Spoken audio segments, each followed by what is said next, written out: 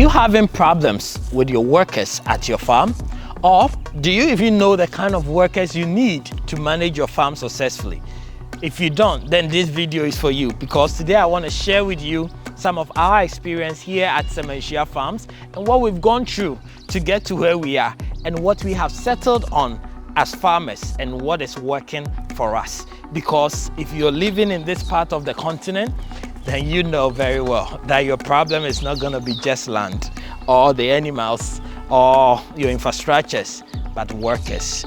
Workers can collapse your business, guys. What I've been through for the past 5 years when it comes to staffing at the farm here, you might not believe some of the stories. But today I want to be transparent with you and share, and also share the discovery, so that if you're thinking about starting a farm, you know exactly what you need at your farm, how to secure them, and so on and so forth. Because it's a big challenge, especially if you're an absentee farmer and you're going to be living abroad, or you're living in the city and have your farm somewhere and you only come during the weekend, or you just don't come at all and you just depend on WhatsApp updates and videos for updates, then you might be in trouble. And that's why this video is for you. So come along, let me sit down and share with you guys more details about how to manage your farm managers and what kind of farm managers do you actually need at your farm.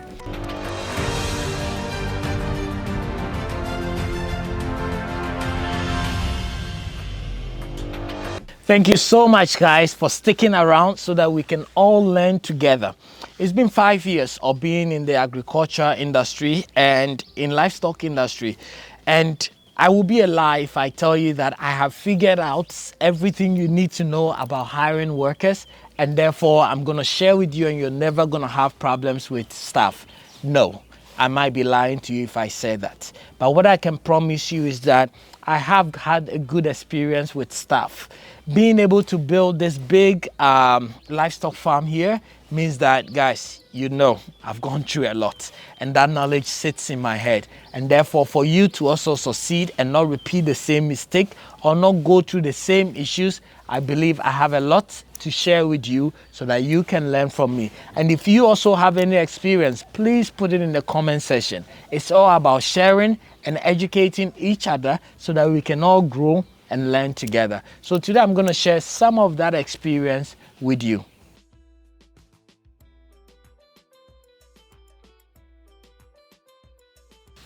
Okay, so without wasting much time, let's just jump into it, right? What is the number one thing? The number one thing you need to know is what are the type of workers you need at your farm. So in any farm, whether it's crops, whether it's livestock, you need two types of workers. So you need a farm manager, and then you also need one extra person, but I'm going to come there. So a farm manager, what is the responsibility of a farm manager? But before you get into the farm manager role, the question is, what role are you going to play in the farm? My role at the farm has changed. It has revolved over the years to so many different things. Now I don't know what to call myself. I started this journey as a farmer during COVID, where I had, free time. So I will be at the farm 24/7 if I need to be, and I will be taking care of the animals, doing everything, learning on the ground and so on. At that point, I call myself a farmer. And then we got to a point where, I was starting this YouTube thing. So now I became a content creator, an agricultural content creator. So I will spend half of my time creating content and half of my time being a farmer. Then all the agri-businesses started developing from the content and from the work we are doing. So now I became an entrepreneur, if you want to call it that way. So now I spend some time at the farm, creating content like I'm doing business, visiting your farms, responding to your queries. So now, personally, I wouldn't say I'm a full-time farmer.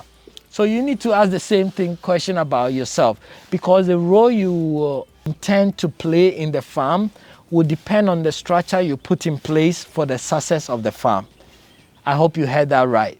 The role you want to play in the farm will determine the kind of structure you put in place to have a successful farm.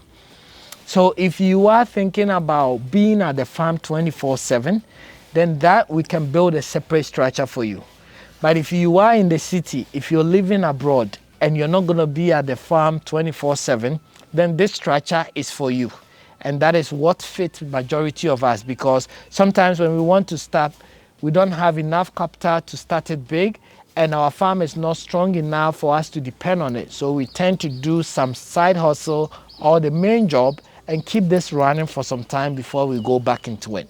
And that is exactly what I'm going to address today. So let's say you are a banker, you're a policeman, you have your fixed job, but you're doing this. What would you need? So you will need two type of people, like I said. So you need a farm manager, and that farm manager is your main point of contact. Is the person who is going to keep the farm running. And this same person is going to be also full-time at the job. Even though he's keeping you updated, he's also going to be physically at the farm every single time. So that's the number one person you need.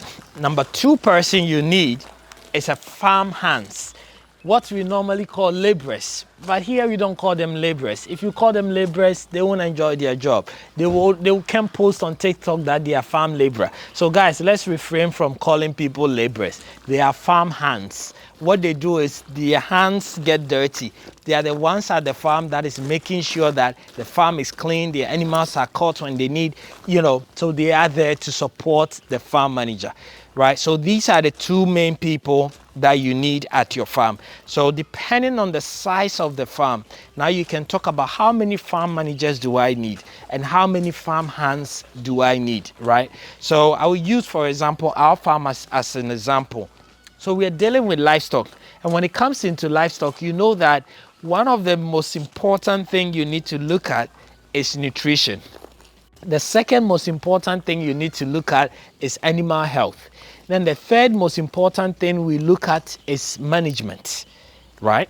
So right now, if you have a farm as big as this, then you want to make sure that you have a farm manager who is specialized in nutrition.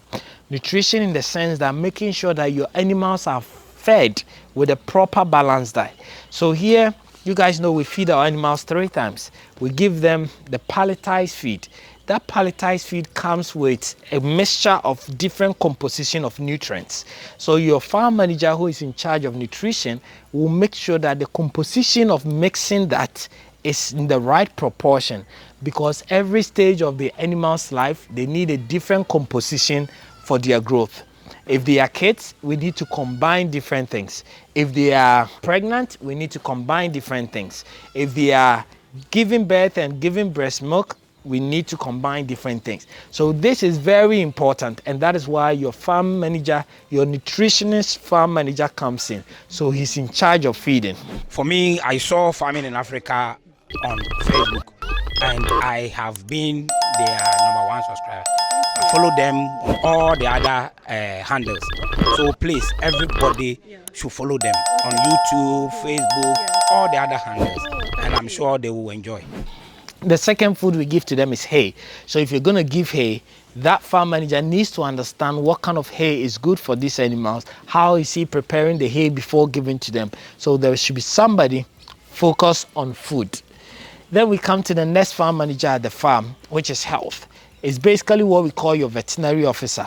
So your veterinary officer is looking at the medications you need to have at the farm, how to use those medications. Your nutritionist is not going to be able to know all the medications, and if these symptoms happen, this is what I need to give, and so on and so forth. So your health farm manager is more of your veterinary farm manager at the farm, who is in charge of the animal's health. Every morning going around, seeing every animal, making sure that they are active, making sure that there is no disease, making sure that whoever is not feeling well is being treated. So he is in charge of that. So when I walk into the farm and I see anything wrong with an animal, he's the one to give me an update. If I'm not in the farm every morning, it is the health manager who is able to give me an update to say, today we have 3 kids who are suffering from diarrhea, or we have 2 goats suffering from pneumonia, and I have done this and this and this and that, right? So that's your health.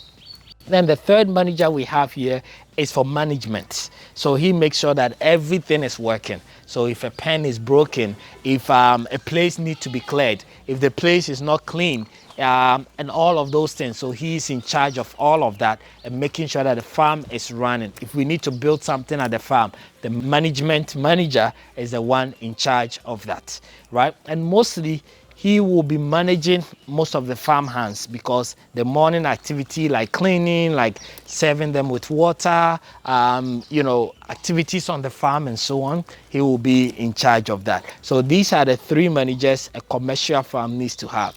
And then based on the size of work, you might decide to have maybe 3 farm hands, 2 farm hands that are going to support the managers, whether the health side, the nutrition side, or even the management side. And therefore, come inside, let's talk about it. Right, because as a commercial farm, you're going to have a lot of different things happening. Don't forget, a farm is also a business. So you need to be able to grow your people. So yes, some people might start as farm hands, but over time they are going to grow and become farm managers because they have the experience, right? So your farm hands are going to support your farm managers. If you don't have a big farm and you're starting small, one person can play all this role. You just have to invest into that person and teach that person, and then gradually that person will learn everything that they need to know about nutrition, about health, or about management. And that is why here we also offer that training. So if you have a farm manager that you want him or her to come to the farm and learn how to manage the animals, either their health, their nutrition, or management, then get in touch with us. We'll be able to organize a 3 months and 1 month training for that person so that he or she can learn. Right, so now that you know the roles that we have, who do you hire as your farm manager? One of the mistakes most of us do when we are hiring is, or we are starting this business, is we just ask, hey, I have a cousin or I have a nephew who is sitting at home doing nothing. You come and take care of my animals, or you come and do this. Have you asked yourself, what is the dream of that cousin, that nephew, or that friend that you're asking to come and take care of your animals? Because you're in abroad and you think the person is here, you think he will do whatever you ask? No, that is not how it works, guys. So make sure that you hire somebody who has already decided to do this. Make sure you hire somebody who is already taking care of his father's animals, or who is taking care of his own animals, or who has done something like this and said, this is what I want to do. When you hire somebody like that, you get to keep the person a bit longer. And it also comes with an experience. Instead of just thinking that, oh, some of your nieces and nephews are staying at home doing nothing, so let me just bring them and they should go and do this. No, trust me, your vision is not their vision. So when they come, they will not stay. And even if they are here, they will be thinking you're crazy. They are doing it just for you as a favor. You don't need that kind of people to run your business. You need people who are willing and are ready to do what you're doing. Because to do this work, it takes commitment. Every single day, you have to get on your feet and do the same thing over and over, taking care of these babies that we have here, right? So please do not go and hire your family members just to come in and just do it. There are some institutions out there that you can go to that can give you. If you also need farm workers, get in touch with us. We'll be able to connect you with some of the partnerships we have with other institutions to come and help you with your farm as well. Then the last thing is, what qualification do you need? Do you need somebody who has gone for a degree or a diploma, or do you need somebody with experience? To me personally, I would say qualifications don't really matter to me. To me, what matters is, does the person has any experience and the right characteristic as a human to be able to work with you? Because if you bring a thief into your business, whether it's a construction business, education business, farming business, that thief is not going to help you. So first of all, put the certificates and qualifications aside and look for somebody who is trustworthy, somebody who is loyal, somebody who is hardworking. Once you choose that as a person, then you can now ask what kind of qualification that person has. If we put that aside, then now what I would say is, yes, qualification plays a role, because the person that have gone to school to study animal veterinary science or animal nursing, whatever it is, has made a deliberate decision that I want to work with animals. All right, so bringing that person in, you know that that's what he has schooled for. So now this person, if you treat that person well and everything goes well, he will stay with you for longer, as compared to the person who hasn't figured it out. He's probably walking around, you bring him in, and tomorrow he's like, oh, my mom has opened a shop, I'm going to be a shopkeeper. And I was like, how is that related? How do you leave all the experience you have here to go and be a shopkeeper? You know, so all these things plays a role. And that is why sometimes when you get somebody who has studied agriculture, then you know that at least that person's head is heading towards your vision, and you can groom and train that person alongside. And so that's where the qualifications comes in. But most of the times they are expensive, right? So to get a veterinary fully at your farm, it's going to cost you a lot. So sometimes you're not there yet. So when you're not there, look for the local with the right characteristics or traits, and then groom the person gradually under maybe a part-time veterinary officer or something. And then as time goes on, he's going to gain the knowledge, or you can now afford a veterinary officer as well. And then the last bonus part, which I'm going to give to you guys, is how do you keep them, guys? You know, sometimes we make the mistake of hiring people, but then we give them very poor and bad treatment and conditions. Even though we have invested dollars into our project, the people that we are hiring, we don't invest into them. And if we don't do that, then how do we expect them to be able to take care of it for you, right? So your farm workers needs to be prioritized and be given the same attention and love and care and everything like you would give to your secretary or your accountant, right? So let's try and balance it so that the farm workers will also feel some pride in working with you or in working in the farm. Otherwise, if we treat them anyhow and we treat the office people good, then what do? They all envision being at the office, because who doesn't want to be treated good, right? So we end up not having trust, loyal people to stick with us. So please treat them well, pay them well, and I'm sure they will also stick with you if you have done number 1, number 2, number 3, all right. Let me know in the comment section what your experience is, or if this has been helpful for you. I'll come your way with another video. See you. Bye-bye.